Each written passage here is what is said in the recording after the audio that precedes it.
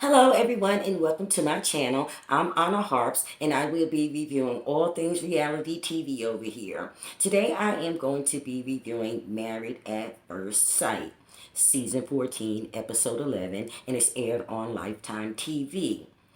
The show is about couples, singles that have been expertly matched and they meet and marry on wedding day for the very first time.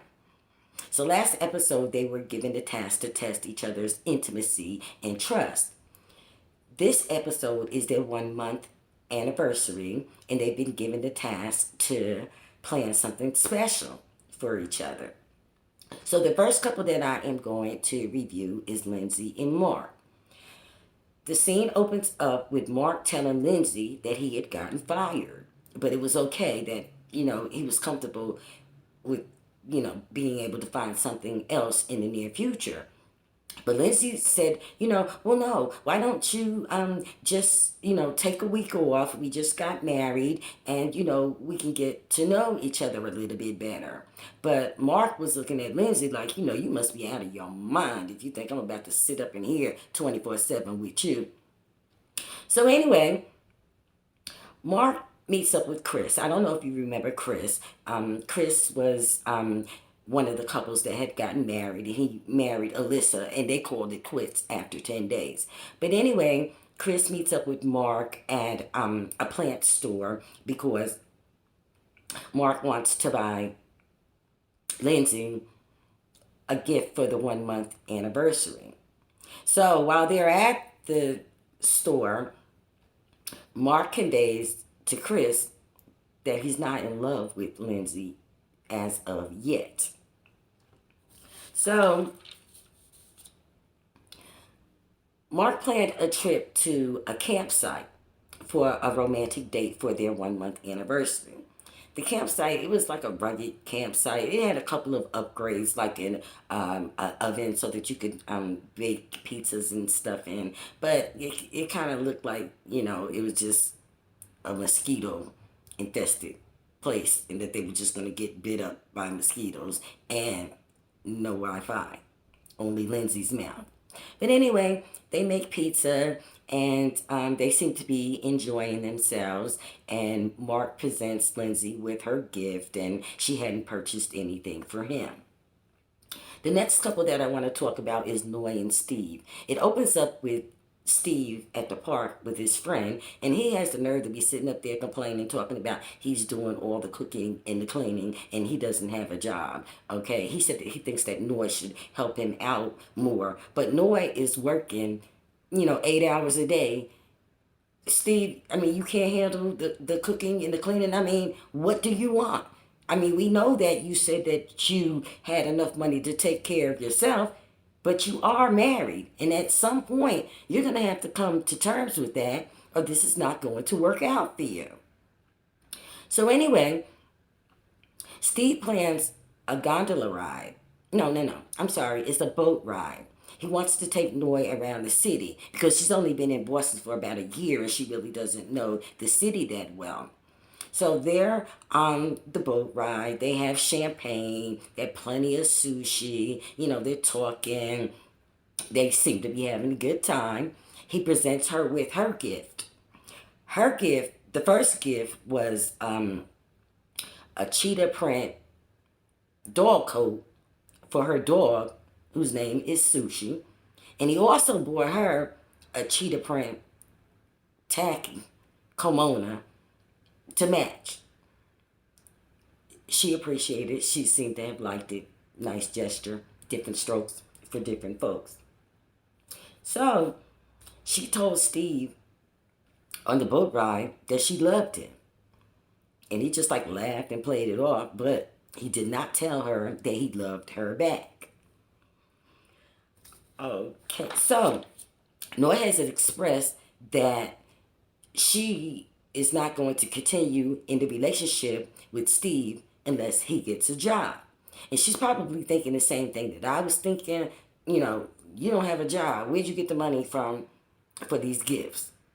Where'd you get the money from for this gondola ride? I think you have more for $1 to do, partner. The next couple that I want to discuss is Elijah and Katina. Okay, they're at home, and Katina's trying to make breakfast for Elijah. She burnt the scrambled eggs. The toast looked a little bit crispy, but Elijah seemed to have enjoyed the meal. So, one thing I want you to keep in mind, Katina and Elijah, we're at the 1 month mark right now. They still have not consummated their marriage. And I'm still trying to figure out, why does Elijah always want to start an argument with Katina?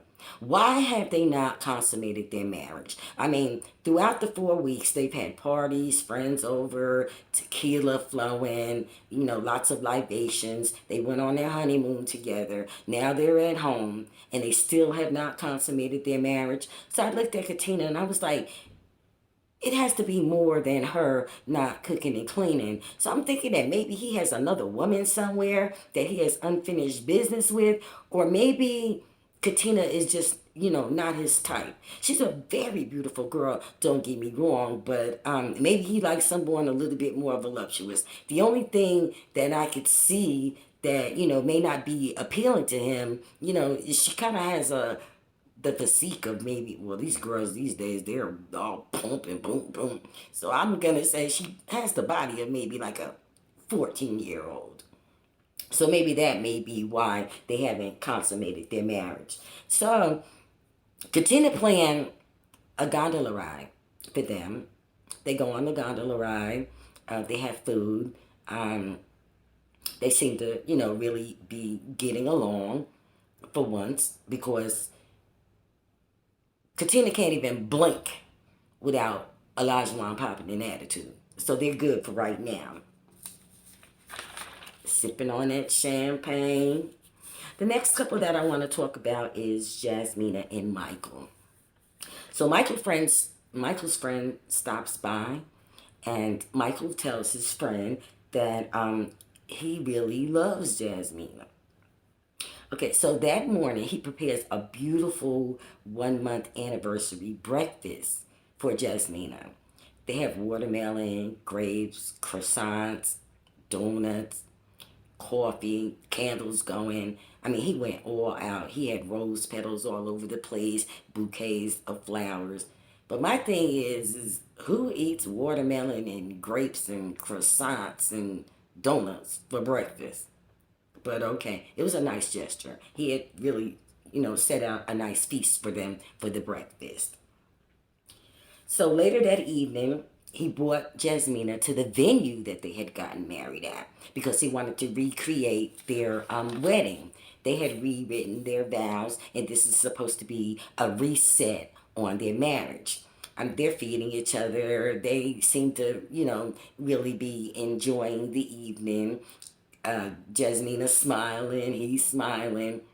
That's the second time that I've seen Jasmina smile in the last 4 weeks. And I'm thinking that maybe she doesn't smile that much. Maybe it's not Michael that she's just not feeling, because she does not look like she cares one bit about this man. But I'm thinking that the reason why maybe she doesn't smile is because when she smiled, these two teeth right here were piled on top of each other. He's sitting over there grinning, and I'm looking at his mouth, and his top tooth is like aimed that way. So if they do stay together, I can see a dentist somewhere down the line in their children's life.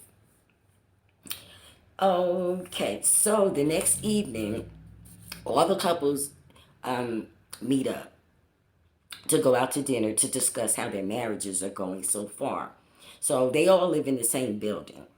A sprinter came to get them. They go to the restaurant and they ask, each other how their relationship is going so far. So Lindsey said that she feels that her and Mark are in a pretty good place, and she feels like their relationship is solid. So Noy says that she's in love with Steve at the table in front of the other couples, and Steve just like starts laughing, and he kind of tries to play it off, but he doesn't tell Noy that he loves her back. So Michael said that he wants to fight for his relationship with Jasmina, But Jasmina like drops the bomb in front of everybody, and she just said, she doesn't really know where the relationship is going to go because she's not physically or romantically attracted to him. Now, I feel like the experts actually did Jasmina a disservice because if you look at her and Michael together, they kind of don't match. She's probably like looking like, why you bring me this little old short man with this, kinky beard? You could just tell that he's really not her type. And she's a little bit taller than him as well. So from day one up until now, Jasmina is just like looking at Michael like, I just cannot wait for these 8 weeks to be over with so that I can just bounce. And I've been telling you that my last couple of reviews, I'm not getting any type of chemistry between Jasmina and Michael. So Katina said that she feels like her foundation with Elijah is solid. And Elijah just out of nowhere just says, well, I'm not sure if I have a marriage chemistry towards Katina or if I just have a friendship chemistry towards Katina. And then he was like, matter of fact, I don't even know if this is a real relationship. So everybody turns around and they like look at him. Katina's looking at him like, what do you mean? Do you care to expound on this? When they were in the Sprinter on the way over to the restaurant, Elijah had asked Katina if he could borrow her phone. Now, don't ask me why. But anyway, the couples are at the table and they're eating. And they're like, what are you talking about? You don't think that this is a real marriage. So Katina was like, well, look, I don't know what you're talking about. But come on, we need to go ahead and take this offline. So let's go ahead and go home and, so you could tell me what you're talking about. So they get home. And Elijah asked Katina to see her phone. And then he pulls up a dating app that Katina was on. Now, Katina explained to Elijah that she hadn't used that app in years and that, she just forgot it was on there.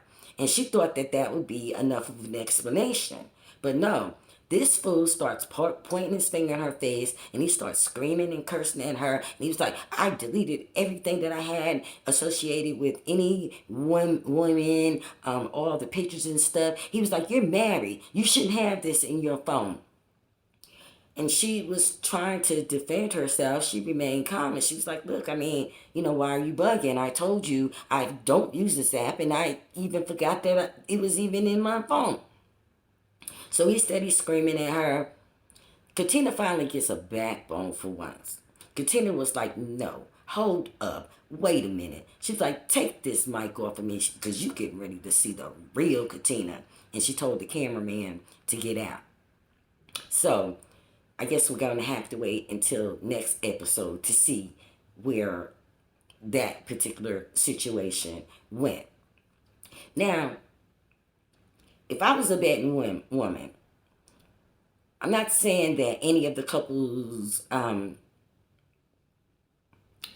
will remain married past decision day. There's probably a couple of them that on decision day, just to save face, that'll say, well, yes, I want to remain married. But I'm going to continue to follow these couples even after the show ends because I can't see any of them staying together. The experts, they mismatch these couples this particular season. So anyway, that concludes my review of Married at First Sight. Season 14, episode 11, aired on Lifetime TV. And again, if you like my review, or even if you don't like it, hit that like button down below, comment, subscribe, and hit that notification button. And then that way you'll be notified each and every time I upload a video.